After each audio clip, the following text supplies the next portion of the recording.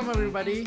Welcome to OpenCV Weekly Webinar. And today we have John Keefe with us, who is the founder of Draw and Code. So he's going to tell us how we can create these beautiful experiences with computer vision and all about his company. John, would you like to briefly introduce yourself? And then we will have a more detailed introduction later on. Absolutely. So yeah, my name's John Keefe. I'm the director, founder, co-founder of a studio called Draw and Code.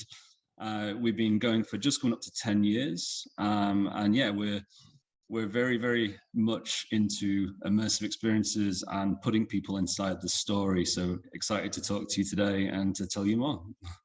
That's great. And also with us is Phil Nelson, as always, who is the content manager at opencv.org. And he is responsible for putting together these shows. Hi, Phil. Yeah. Hey, good morning, everybody. It's good to be back for another episode. I think this is technically episode 30 of OpenCV Weekly Webinar, which Hokey Smokes Bullwinkle.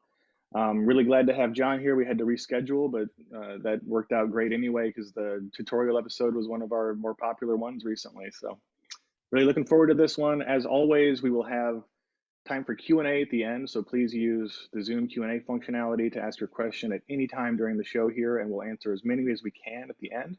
We'll also be doing a giveaway of OpenCV Courses 1 and a set of SwapBots from Draw and Code, their mixed reality toy, which is kind of how John and I met. So I'm really looking forward to that too. All right, so let's get started with the presentation you have, John. Yeah, let's do it. Let's see if this is going to work. We have had some technical issues today. Fingers crossed. We go. So far, so good. So yeah, so Draw and Code, we like to create immersive experiences. We like to tell stories. It was founded by myself and Andy Cooper, coming up to 10 years. So it's 10 years, I think April officially next year. Although we have, Andy and myself have been working together in some capacity for probably 15 years, doing all sorts of ridiculous things that, you know, start off as impossible. And then we try and figure out ways to make it possible. And in recent times, we've brought on a CEO, we've become kind of a bit more grown up and doing things, I guess, properly or more expensively. I'm not sure which is the correct terminology there. So yeah, he joined us from Warner Brothers to kind of really shape the future of the business as we kind of get more and more involved, bring more products to market and expand our kind of studio business. So yeah, probably has a lot of great connections to bring to the company too. Definitely. I think I actually met him at like a games industry event dinner, and I think kind of I sat down next to him. I saw his kind of name tag, and like within 30 seconds, I'd pitched him, and he was kind of like, "Yeah, these are guys that I want to work with." So we talked to him for a few years. So yeah, it's yeah, good story. You know, fortunately, we're all kind of white men up there, so we are working on our diversity. We've got some amazing people, but and actually the picture of me, I'm looking more like Spencer. But that was my exact thought. I was going to say that, you know, John, you put your picture from a few years back. Yeah, it definitely needs updating. It was great having hair. I remember it well. So yeah, I'm going to start with a bit of a show reel to give you a flavor of the work we do. So here we go.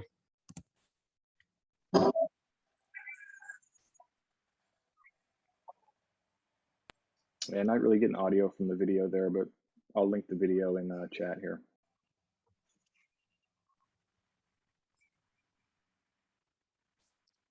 You can speak over it, John, if you want, so that we know what's going on. Yeah. So I'm going to turn my volume down because I'm picking up the audio here. So yeah, you're seeing a range of events and experiences we've created over the last kind of 10 years. I will kind of talk a bit more detail around kind of some of them, what we've seen. But you've seen everything from a lot of the work we do in museums, kind of more marketing-led activations, like the kind of piece we did with Sony there. you're now looking at our SwapBots toy, and I say we will kind of dig in a bit more detail on various projects. So this hopefully just gives you a feel for the kind of stuff we do. These things are also getting very mainstream now. Like, I don't know whether it's what kind of phone you need, but if you go to Amazon, let's say you search for a chair, and you can actually have an immersive experience there that this chair actually can, they can show this chair in your living room, so it's basically mixed reality. You have this virtual chair that goes in the living room. I saw that. And it'll be to scale and everything. Yeah, it's up to scale. It looks perfectly. You can walk around it. And the first time I saw it, just a few years back, it was mind-boggling. But now this has become standard. And go search on Amazon for chair, and hopefully it will work on your phone. I don't know what requirements are. It does work on my iPhone 12. So I don't know whether it works on relatively older phones. Actually, it depends on which GPU I think you have in there that actually cares about, because it's got to do the processing somewhere. Right. It's not just about processing; it's also about the 3D information you need to render that thing. Right. If you have a LiDAR, then it's kind of straightforward. You can easily estimate the ground plane, etc. Otherwise, you'll have to do it visually. Right. You can get ground plane and also scale pretty quickly. Yeah, and maybe John will tell us more about the technology inside it. Yeah, and we work with a variety of technologies. Sometimes we're using depth cameras. Sometimes we're just using kind of monocular lamp, simultaneous localization and mapping, and obviously which AR kit and AR core. So these are very commonplace. And then kind of more recently, we're doing a lot more around the web AR, like kind of deployments. Technologies. Eighth Wall have an amazing kind of engine for web-based deployments. And again, that's the project you saw in that video was actually for John Lewis, and yeah, that was maybe 4 years back. And that was relatively advanced for kind of most mobile phones. But now you've got, I think there's the numbers as Eighth Wall can support over 3 billion, devices essentially on the planet to deliver experiences of that particular type, which is phenomenal in such a short time that we're, and obviously there are blockers to kind of doing this through the web, frame rate through browsers, things like that, and just access to kind of some of the more advanced APIs of the devices, and again, obviously any issues you may have between Apple and Google in the way that they tackle these problems. But yeah, what you're seeing here is a selection on screen now is a selection of our clients. We work with Liverpool and numerous football clubs, actually, Chelsea being another one, designing kind of location-based experiences, some marketing activations. Again, we've done lots for lots of different clients. But generally speaking, our revenues have come from kind of marketing use cases of these technologies, just because that's where the kind of early adoption was and the revenues were for us. And now we're kind of looking much more at kind of the experiential space, kind of storytelling with it, and location-based entertainment. Although we do still touch on consumer products, as you'll see with SwapBots and the like. Right. Here's some technologies that we're working with, and a lot of these are out of date now, actually. So this needs a serious update, this deck. I guess that shows maybe how busy we are, that we're not quite keeping our decks as up to date as we should. But yeah, obviously seeing likes of Structure and Sipsol, that's obviously how we met Phil many years ago. But it's actually, I think it was 2013 or 14, perhaps at AWE, and we were kind of neighbors essentially. Yes, I recall. So it was. Then I recall many gin and tonics, and then I don't remember so much after that. I think that feels like most of our encounters, actually, Phil. But let's not go too far in that direction today. And it is getting here in the UK. It's after 5, so I feel like that's an acceptable gin and tonic time as well. So we're working with lots of different kit. Partly dealing with the visual piece, so kind of recreating and rendering out the experiences, whether that's in kind of an AR, VR, or a mixed reality environment.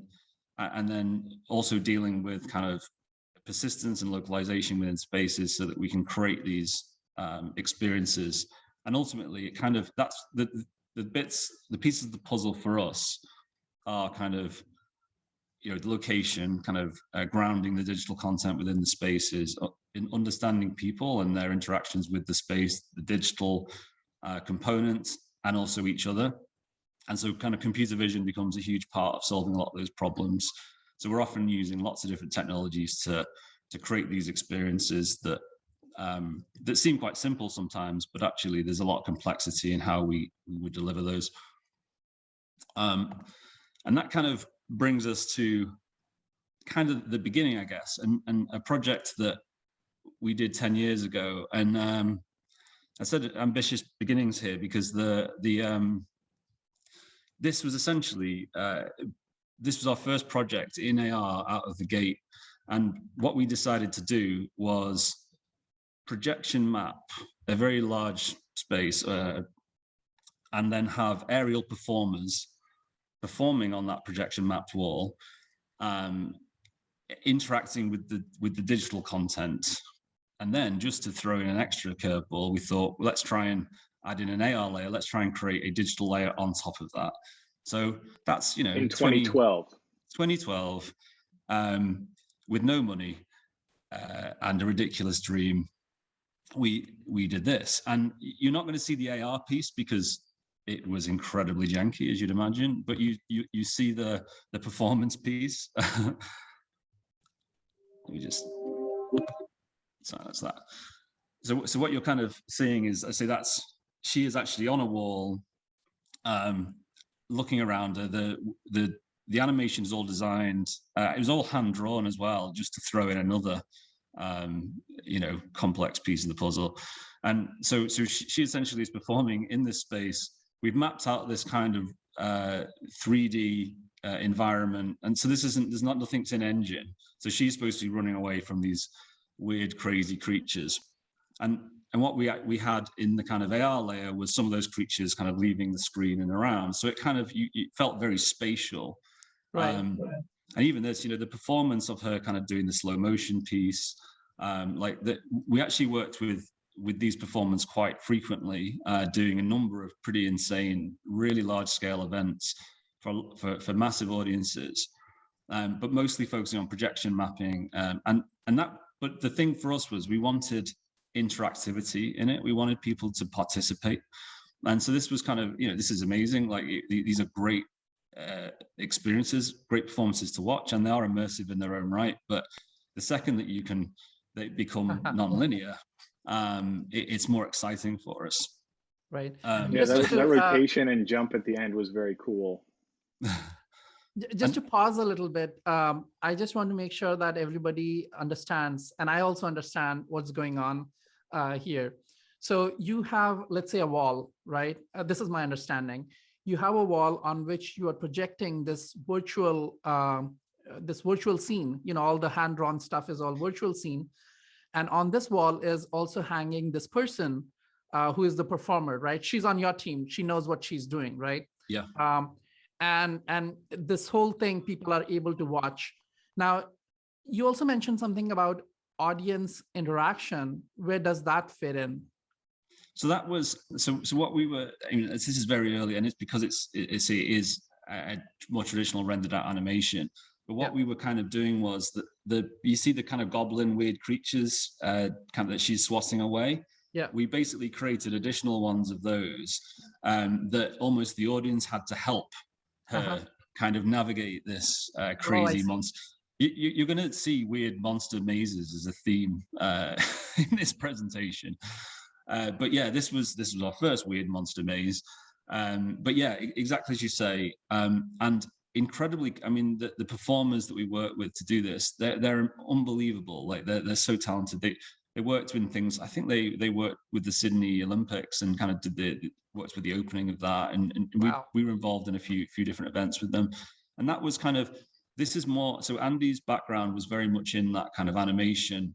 He studied a lot of stop motion and animation, things like this. And when you think about draw and code, the easy way to look at it is Andy and John, and Andy is draw and I am code. And that's how it began, as two of us with ridiculous ideas that no one managed to stop us trying to do our ideas. Oh, in fact, loads of people tried to stop us. But we managed to find the kind of path through. And actually I think we got a $5,000 grant to do this thing. And when you think about what was in you just saw, $5,000 didn't cover the rental of the hardware. Yeah, I can talk about doing a lot with a little. Yeah. So that's sort of from an experiential point of view. This was the first piece we did. We were doing other projects back then, but more simple digital activations for people that probably didn't quite qualify as immersive and weren't.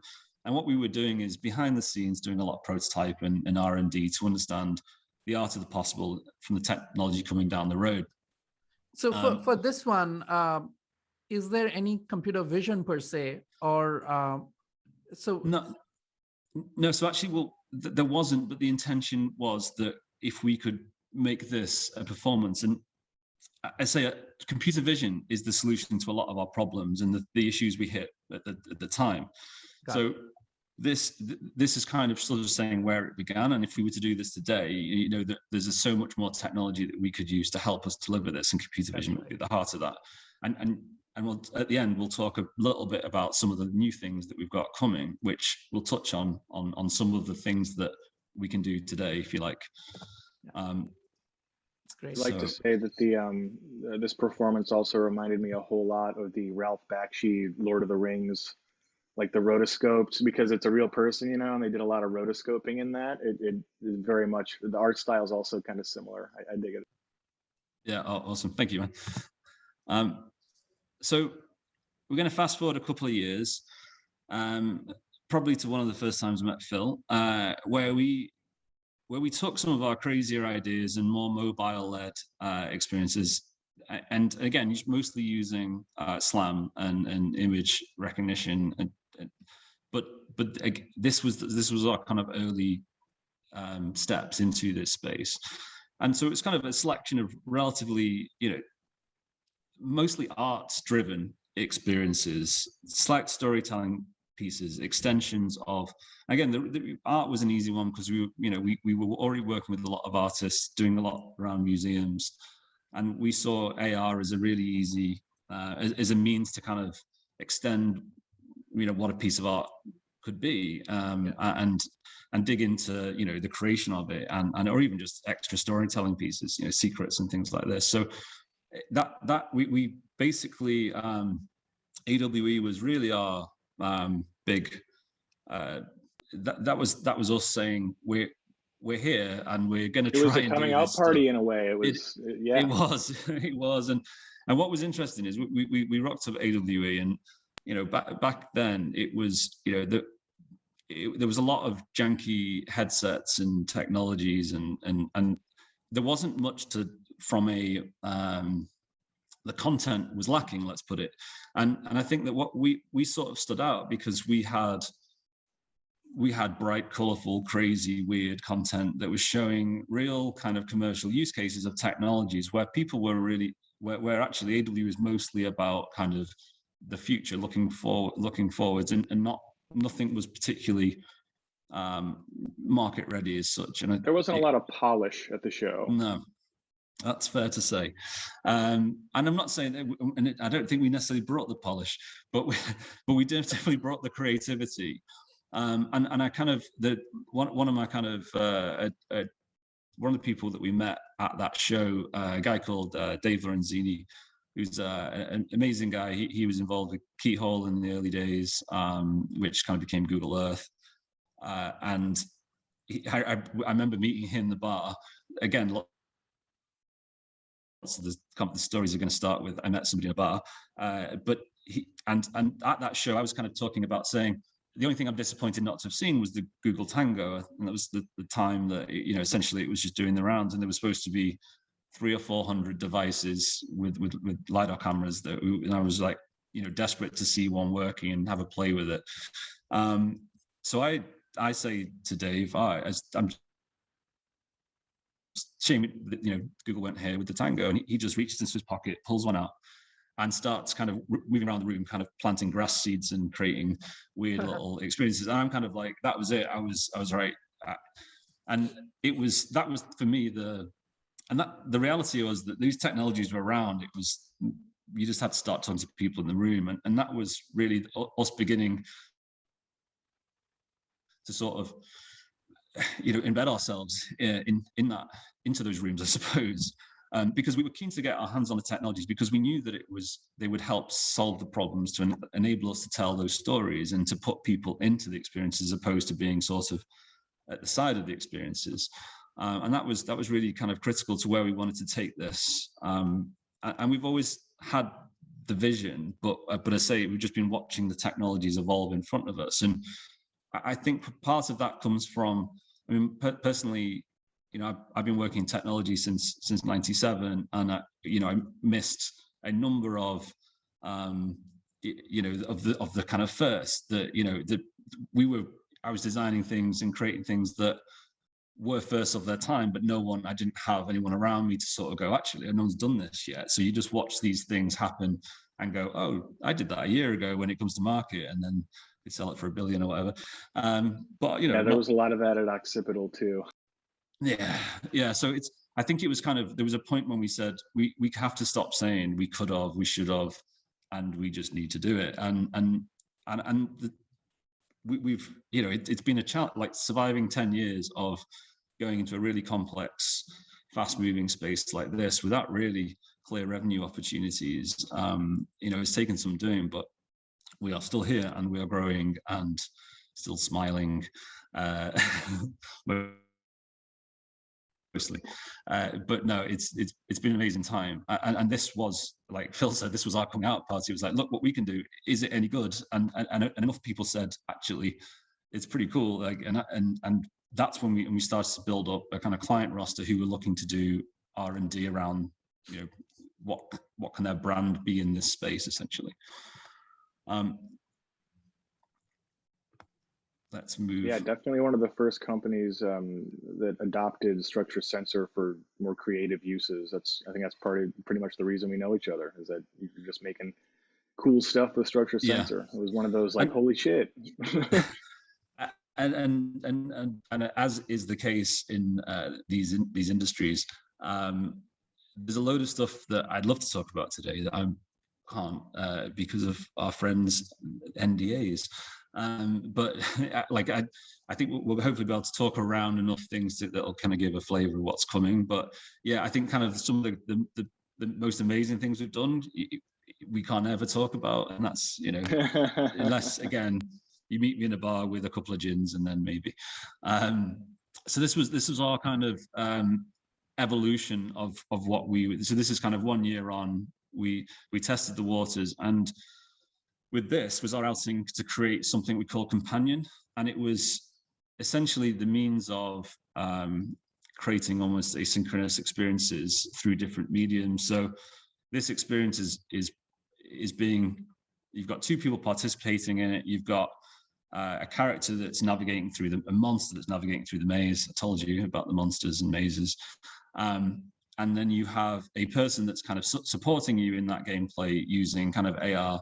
And the person who's in VR, who's navigating the maze, can't do anything. They're kind of, they can move around and find the path, but they can't kill the monsters, as it were.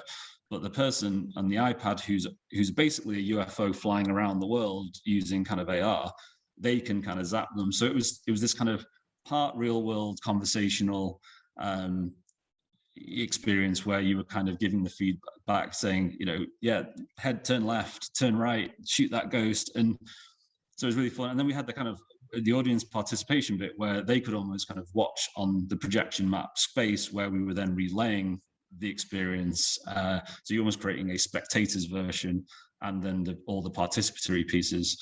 And in this demo, we were just using again, SLAM, but we did actually go a lot further with this, and we integrated depth sensors. We had a series of devices. We were tracking hands off one device and pairing that with other devices. So essentially, we were using a relatively low cost device set and then aggregating all that data to create a sort of single experience. So let me just pause a little bit and try to understand the whole the scope of this. So there is a person wearing a VR headset and they are looking at this. Is it a completely VR scene, or what they are projecting onto their screen is basically part reality and part virtual? Yeah, so what the person is in the VR headset, they're seeing a completely virtual world. Yeah. The person with the AR device, the mobile device, is seeing an augmented version or a semi-mixed reality version of the maze that's grounded in the real world. And then the projection mapping kind of shows a mixture of viewpoints of the two. To be honest, it kind of blended that. And it was, again, it was really to just partly to draw people in, the spectator piece, but also looking at experience. You know, it isn't, you know, there are people do want to participate, but some people just quite like the passive piece. And then there is this sort of, you can actually still play by watching, you could give feedback to the other people from what you were seeing essentially.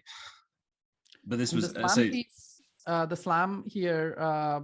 Did you guys have to write it, or it was part of the AR kit? I don't remember whether these things were out there. So back then.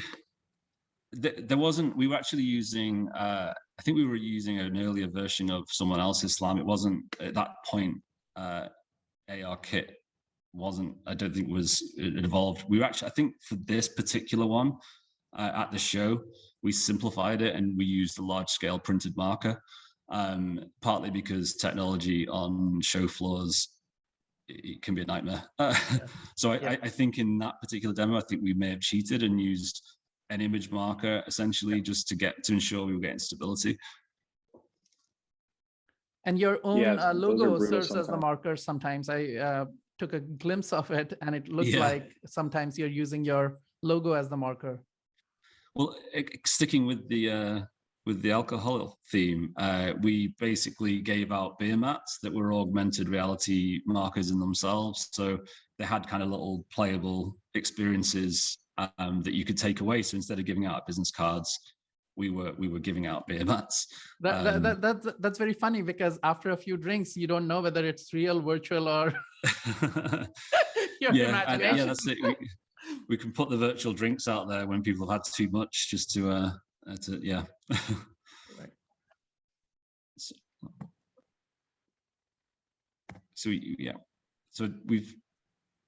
So kind of moving on a little bit further, getting into some early volumetric work, and this was, you know, by 2016 now, we were working with a band in Liverpool who I think were on the Domino label and called All We Are.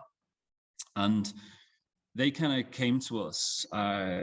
They'd had some success with a couple of albums, and they came to us and said they wanted to do something quite a bit different. And did we have any ideas? And we kind of showed them all the technology. And then we visited them, and they lived in an old school, an old primary school. The three of them, and so you walked in, and it looks like a primary school still. You had the blackboards, and it had all the seats and stuff around. And then they had like kind of bedrooms in old, I don't know, staff rooms and things like that. But interestingly, the way they played, the way that they performed, when they practiced, they all stand like a triangle facing each other and play at each other. And it's like this kind of it's quite intimate almost between them when they're playing and performing. When they're rehearsing at least. And so we were like, well, we'd love to try and put people at the heart of that. So we wanted to make it kind of a bit more abstract. So we kind of did this point cloud capture using Connects, and then rebuilt, and let's hit play, and then recreated some of the aspects around it. And so essentially you could go and stand in the middle of them, and it felt like they're kind of, you know, they're coming apart and the particles were kind of flying out. Again, a lot of these experiences work so much better first person, so you'll just have to have a little bit of imagination to how it felt, so that we've kind of recreated some of the outputs. But actually, from a spatial audio point of view, from a visual point of view, having been there and in this environment was pretty special. And we did actually, not in this version, but we captured some of the 3D scanned some of the space as well where they performed, so that we could, because we just thought it was, fans love that, to sort of see and feel the connection with where the music was created, and right. And I think that they didn't, so that was kind of a really nice little piece, but just something a bit different, I guess. Yeah, that's very interesting, but I am probably missing, the experience part of it. How does one experience this thing? Like, let's say is it through a headset? Is it in person? You go there and you have this experience?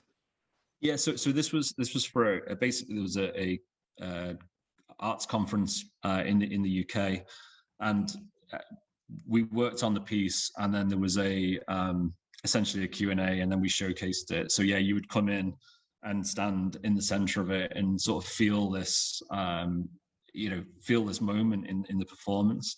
Right. And it was pretty magical, to be honest, even though it was pretty simplistic. And I'd say a lot of immersive experiences don't really translate when you just show a video on YouTube or something. It's you kind of have to have that first person experience. But it was, again, it was another sort of, this was taking recreations of things that happen in the physical world and bringing them into virtual spaces, as opposed to sort of some of the work where we'd been kind of doing the reverse previously. Got it. Yeah, I'm a sucker for the volumetric video. I used to do demos with that all the time with Structure Sensor. I had built a little bespoke app at one point that would do little RGB kind of point clouds from it. It was fun. Yeah. No, I think half of I do, wherever I go, I end up scanning and kind of just, I don't know why, we've got scans of all of our studios and like houses and all sorts of stuff. But again, we like to find places that have got interesting stories to tell, and almost so you can then start overlaying or going back or going forward and really playing with that. And again, this is sort of 2017 now. And again, we took this to AWE and showcased it, and we also created some patents, and actually we created patents for the companion piece as well. And so SwapBots got a lot of traction very early because it was something quite different, and it was super low cost. We basically got the price of the manufacturing of a single toy down to like sub $1.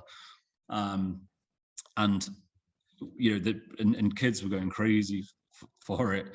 I think the challenge with this one was, again, we don't seem to choose easy projects. We thought, let's become a toy company, because that's easy. Everyone just becomes a toy company. So we started down the journey of what would it take to create a toy from scratch and build that prototype, get it in the hands of kids, find a partner to manufacture it, and so we went down the road of a Kickstarter, and obviously that's something you're all very familiar with. And yeah, we've all got the battle scars, no doubt, to go with that. And $1 million is incredible. So well done. Thank you. And yeah, so we started building very, very early kind of prototypes of this, and it was probably 2016 when we started. And we kind of 3D printed. We test a lot of the markers. We had to design our own kind of stitch marker system. So we built on top of Euphoria's stack, and they didn't, essentially, we wanted it so that you could have unlimited combinations of the toys you have, and every combination to be different from a visual point of view, from a characterization point of view, and abilities. So this was a journey we went on, and are still on, actually. So we fulfilled the Kickstarter. We did everything. We partnered with Creator, who were essentially the manufacturing partner behind Skylanders. So they had kind of pedigree working in Toys to Life, I guess. But the challenge is the video game space is as we shifted into, it's incredibly digitally focused, whereas kind of toys and games has a slightly different approach. You go into a toy store, you've got a boys aisle, a girls aisle, and that's not really, we're trying to design a gender neutral toy that and you're like, where does this go? So it was interesting understanding the retail landscape and all the technical problems of designing this. But this is still ongoing. We're reworking it because the pandemic caused huge problems from manufacturing, distributing. Retail is hugely affected.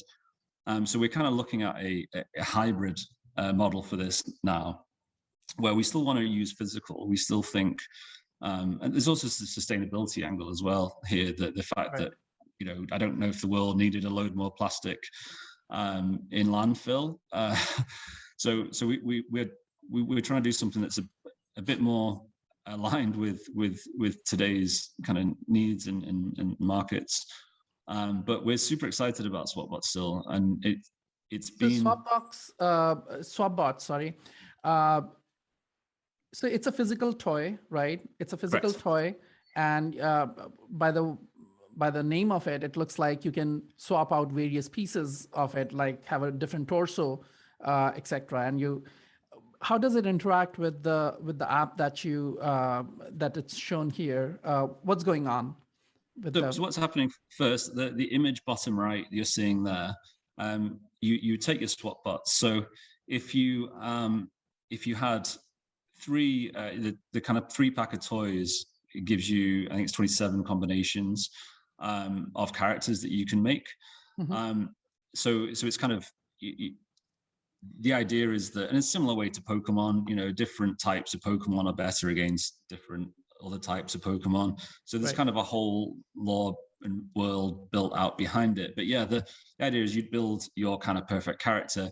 You would take it on an adventure, or you take it into a battle. And then it might be that your friend kind of takes you out because he's got some crazy pirate curse or whatever. Right. And then so you swap around your pieces to kind of come back at him. And, you've got that physical digital play pattern. And what we found was parents and, kids still love these tangible objects, but they also are incredibly drawn to video games. I've got 3 children myself, and it's, they went crazy for this. And that was what we saw, was that not only, it's rare that you kind of look at a toy video game property that both kids and parents are excited about, because it sort of solves multiple needs. It's got that tangible play that you can take away. And we started to, the computer vision here is, we're using, it's as low-end a mobile device as possible. So we were leveraging Vueforia's tracking and their kind of stitch marker system, and then building out on top of that to enable us, because it's quite small, generally speaking, they don't recommend kind of going this small. So we had to firstly find kind of a design language that worked, that tracked well. And we had to then kind of, because the speed of the recognition and the continuous tracking, we had to sort of build on top to stabilize that. And that took the bulk of the work. And I say we do have some patents now in this space, which is neat. And there's definitely stuff. It looks like there's definitely stuff you have to design language wise. Is really fascinating to me how the choices that have to be made in terms of the actual design of the printed characters in order to differentiate them from each other, to make sure that they are really optimized for this tracking is a really fascinating problem from a graphic design standpoint to me.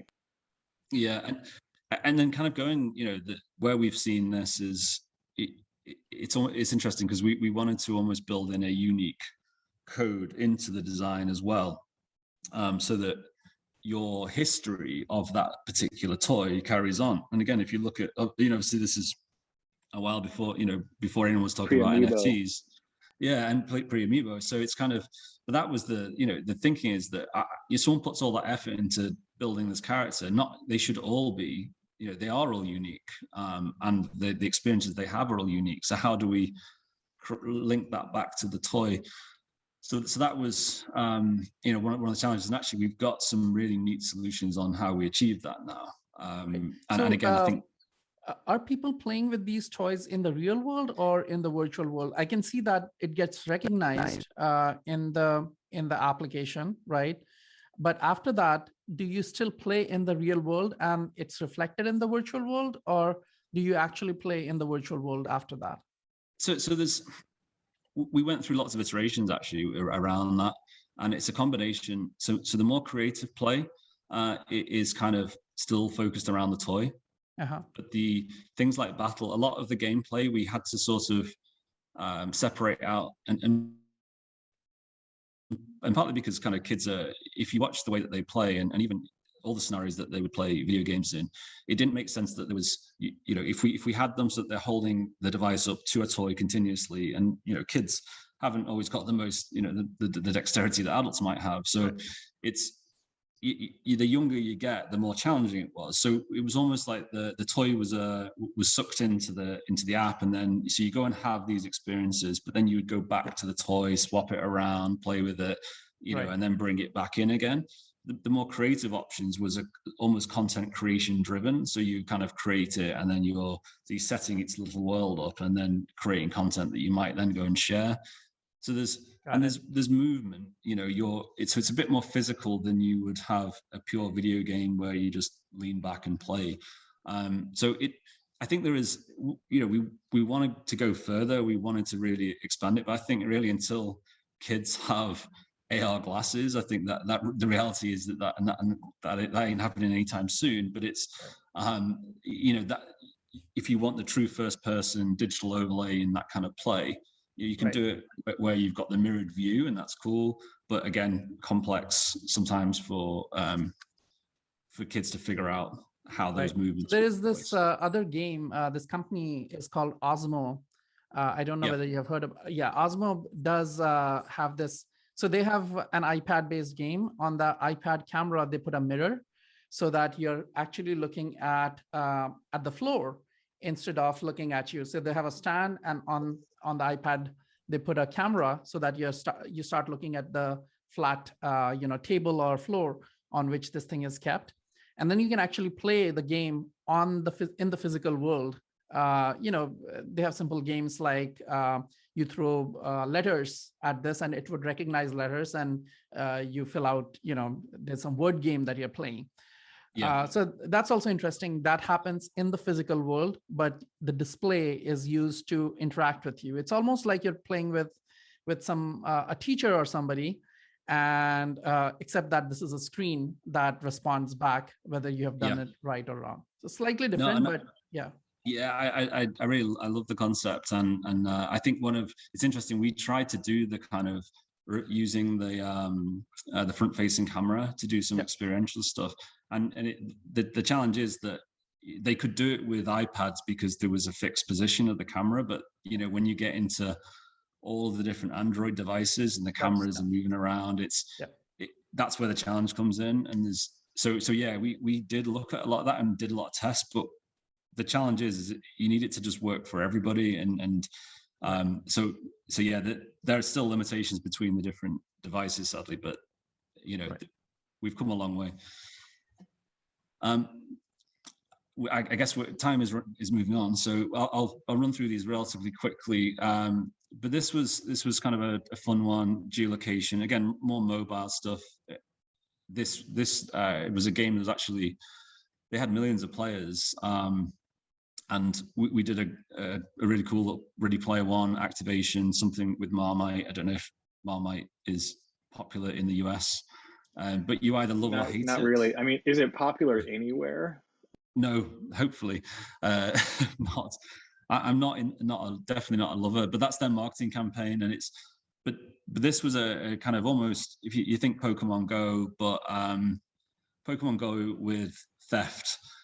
So you essentially could steal objects from other people that are playing the game, and it was it's a really fun concept. Like we were involved in it probably 2 or 3 years back now, I think the challenge with a lot of these things is scaling them and keeping the audience engaged and finding the revenue models to support it. They did some really neat marketing things though, and we did some activations, more complex stuff with various monuments and things. We took over a plinth and put augmented content on it. So this was something a couple of years back, a very high-tech rave essentially, and working with Magic Leap and the Royal Shakespeare Company, that we were kind of involved to create these experiences. And it was really it was a digital experience to almost simulate the effects of taking drugs, I suppose. And so it was this kind of virtual trip. And it was a really interesting thing because they put you into these experiences, took your phones off you so that you had complete focus. You weren't kind of trying to it wasn't all about the Instagram. But because of that, we had even greater levels of immersion, and even the posters and everything kind of came to life.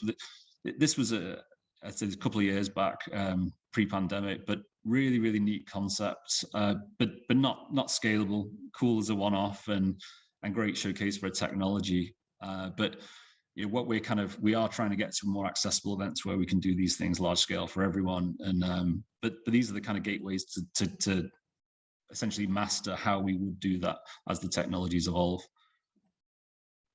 So that one was with Magic Leap? Yes, yeah. So that was a project with Magic Leap, and this was another. And we were actually we were doing quite a lot of projects pre-pandemic again. We were doing a huge amount of trade show activations using Magic Leap, and even Philips here.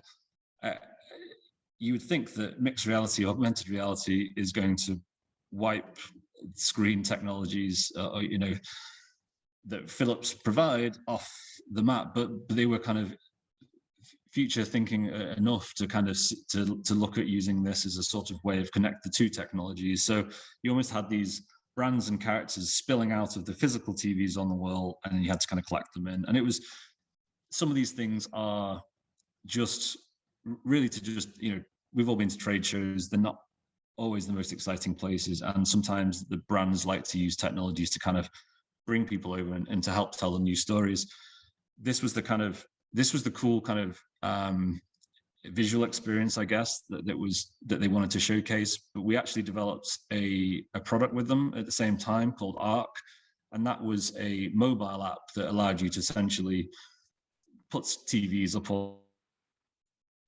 and then run content on them. So you could essentially figure out which TV you wanted on your wall, and that was very successful for Philips, and their installers were using all that. Not the most exciting use case, but still, it was a legitimate use case for them. But this was the more fun part of that development, if you like.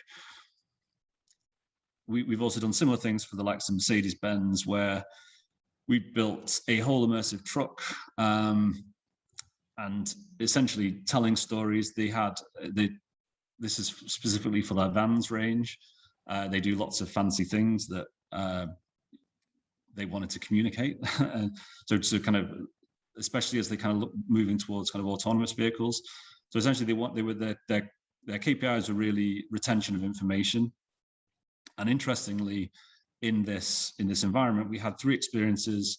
We had a kind of wall where you had a mobile tablet, and you would just walk around and interact with features that you were interested in. You had a virtual reality motion platform experience that kind of took you on a journey through one of the vehicles, where you saw is a bit more lifestyle focused. And then you had the Magic Leap Smart City, where we had a physical set of the city, and then we created a virtual overlay. We had 4 people around it, and then they could interact with each other and essentially plot the paths and interact with all the real features of the vans. Now, the Magic Leap experience with that virtual city, I think it lasted about 12 minutes. And the level of retention of information from it, like out of the 10 points that Mercedes wanted, I think their normal benchmark on the good stuff is like 7 for people to remember on the exit was like 9. So we were getting huge retention because of the level of immersion. And the concern at the beginning was that often when you've got put people into new technologies, they're so distracted by the new technology and how cool it is that they're not taking on the information. And we just kind of made sure that we had there was a cool minute or so of fancy things that while they're kind of just getting used to it, and then we moved them into the stories, and that was hugely effective. So this is still touring now. That's interesting. That makes a lot of sense, that setting it up, like basically giving them time to get acclimated before you start sending them stuff you want them to remember, is pretty smart. Yeah. Also, you look like you're going to destroy the city. That's it. Well, we always want to go a bit more sci-fi. We wanted to obviously put monsters in there, but they didn't let us. This was super cool. Getting to work, having members of Pink Floyd sing our work, and this was an eighth wall piece, web-based. This got us kind of.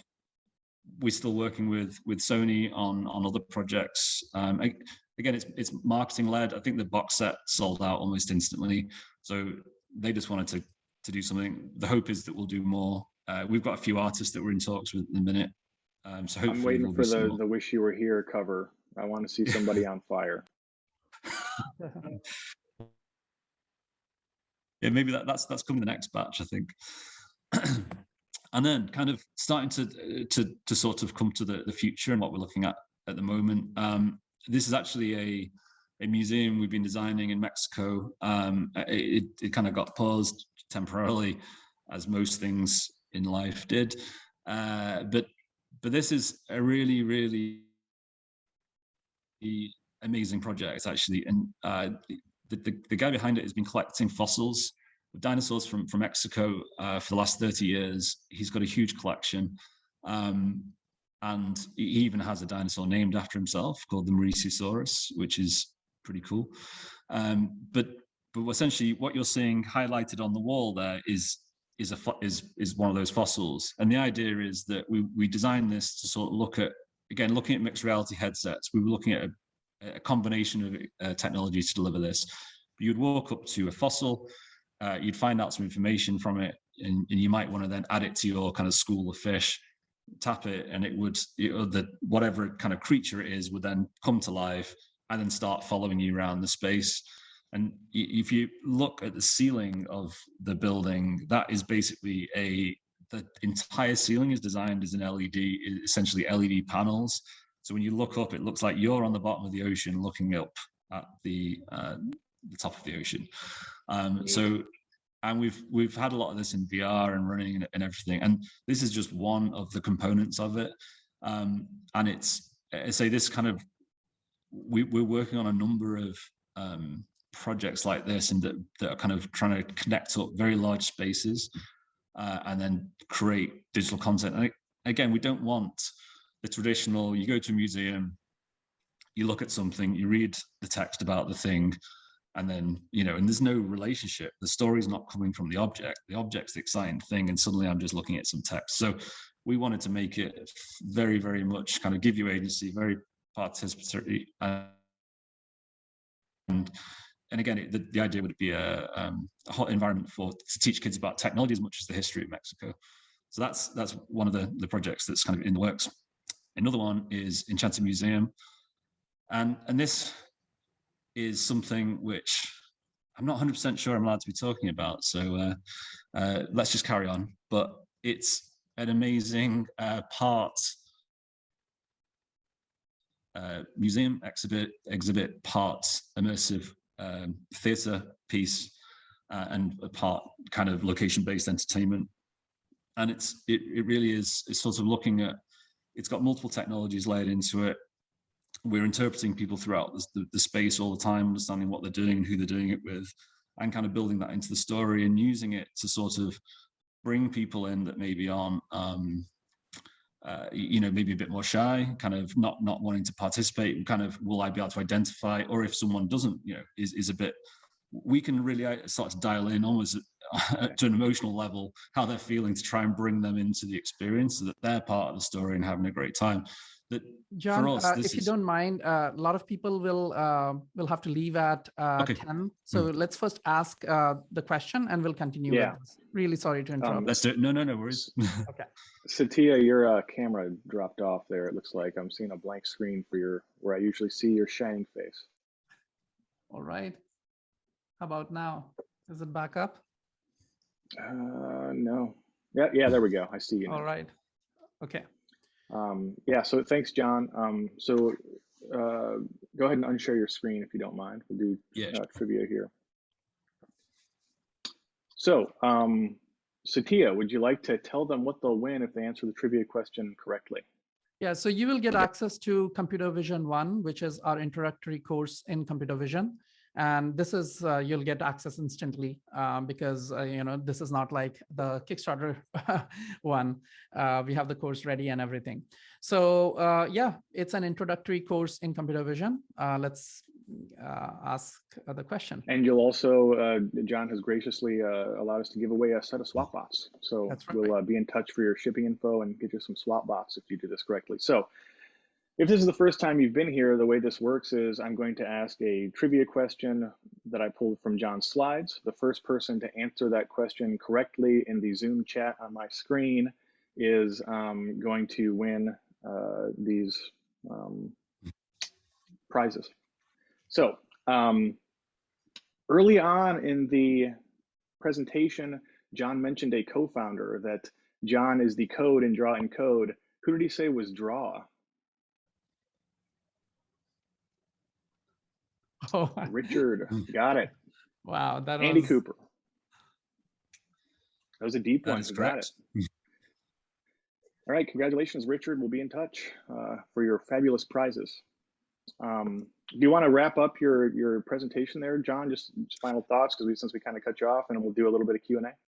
Yeah, sure. No, I mean, yeah, I didn't actually expect that we would get anywhere close to 40 minutes. So sorry for rambling on. But no, I kind of wanted to really just more tell the story and kind of dig into some of the projects. I say that there is a lot more that we're doing behind the scenes, lots of interesting things to kind of watch out for. But yeah, we're super excited and kind of coming full circle from Lava Bud and the challenges to create something like that. We are now designing experiences that will do that and go further as well. So super exciting. So for people who want to learn about this thing, right? Those who want to do what you're doing, what are the resources, right? What are the resources they should start with? What are the technologies? Even if you give keywords to them that they can go and Google search that, oh, look up this thing, look up, a few of these things, right? I can say off the top of my head, oh, they need to understand SLAM, for example. Yeah. Or maybe they don't with AI, with those things already parts of APIs now. Maybe they don't need to know SLAM algorithms, but yeah, take it from here. Yeah, I think the kind of, the starting point for a lot of people is, digging into an engine. So we tend to do a lot of work with Unity, but we do use Unreal also. Generally, a lot of the different hardware and software providers out there will already have SDKs for either Unity or Unreal. They're pretty commonplace. So it's kind of AR Foundation, which is Unity's kind of wrapper for ARKit and Core. It means that you can kind of start developing experiences for AR relatively simply, supporting as many devices as possible. There are other, if you want to go down the web route, so we use things like Play Canvas and Eighth Wall are great places to start looking. So and then from a hardware perspective, there's obviously mountains, devices that we're working with, and that they range from your HoloLens 2s, Nreal. We've got a really neat set of glasses called New Eyes. We're working with lots of different tracking technologies. From a VR point of view, Quest, again, there's so many great resources available to dig in. I think from where we in 2012, there was next to no resources. Vuforia was pretty much the only option unless you were going to write your own. But now it's kind of, there's so much kind of out of the box stuff to kind of get started. started with through something like Unity. But so, maybe so the Euphoria maybe may to do not as be I the did. right level of abstraction anymore. You directly Yeah, go with Euphoria is kind of they have different focuses, I think, these days, and they are on an enterprise track. In reality, you know, you're also tied to revenue models. It's a great technology that they have some really interesting stuff. But if you're starting out, I think there's, you know, AR Foundation or AR Kit Core. I'd kind of suggest that, you know, myself, I'm a terrible artist, and I think that it's why Andy and I complement each other. You know, find someone who does what you don't is also a very good starting point, because I think that you do come across people that have got great art skills, great kind of coding skills. I think Phil might be one of those people, to be honest. But they're rare beasts. Allegedly. So kind of you know, someone to if you're lacking a discipline, sometimes it's not always about going out there and learning. It's maybe create a great partnership to fast track that. But it's so easy to get started. I mean, you know, we have people, work experience people will come and join us. They will have projects up and running, you know, apps built on devices within hours, and then it's almost like the gateway drug, and then they're hooked once they've got a virtual object on the table that they're interacting with. You just fall in love with AR, and kind of away you go. Right. Cool. Any Yeah, questions definitely. from the audience? Yeah, we've got a few here. Danny would like to know, to talk about your experience using OpenCV. Like, if you can talk a little bit about how much OpenCV you've actually used over the years. Well, personally, I haven't. We've got a couple of cameras. Interestingly, the Enchanted Museum, we're looking at using OpenCV for a lot of that, because again, we want to collect a lot of information around people's activities and actions within the space, and then build out the narrative and support from that. Essentially, we're also kind of bringing in holographics, so performers that aren't physically there. So again, the kind of computer vision components are going to play a really big part of that, so that they can understand, you know, your gestures, your interactions, and vice versa of the virtual human. But again, lots of real-time stuff. But it all starts from understanding where people are, what they're doing, how they're feeling. Like, and I think the OpenCV, like, from a cost point of view, it's insane what you guys have done there. So it gives us the opportunity, whereas before, if we were entertaining the idea of having hundreds of cameras in a venue just for data collection, it wasn't really feasible. Yeah, those cameras could have been $1,000 a piece instead of, you know, 99 or 129 or whatnot, as the case may be with OpenCV AI Kit. Yeah, so I'd say that watch this space. There's some really exciting stuff that will be coming, hopefully middle of next year, let's say. But yeah, if anyone wants to kind of get in touch, so there will be a lot of the developers on the team have got some experience, and they might be able to give you a bit more about some of the projects they've been experimenting with. Cool. I have a question, which is, I like to ask this when we have people on that have done a lot of public facing stuff, because as we know from doing this show, Satya, Murphy's law holds true. What can go wrong will go wrong. And so I'm interested in what are some, do you have any off the top of your head, really interesting failures or really surprising like successes that you just didn't think it was going to work, but it did, or it's something you were really sure was going to work, but fell apart in the live demo?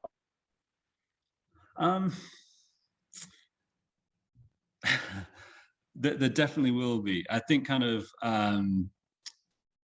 one of the first time we did AWE, we were so busy on kind of client work, and we'd kind of booked the flights, we'd made the plans, we knew what we were going to showcase, we just hadn't built it, and the date just kept getting nearer and nearer and nearer, and we were like, you know, we kind of had got a fair amount built, and then we flew out to San Francisco, And we're kind of like, we're 3 days from the show and nothing's really working.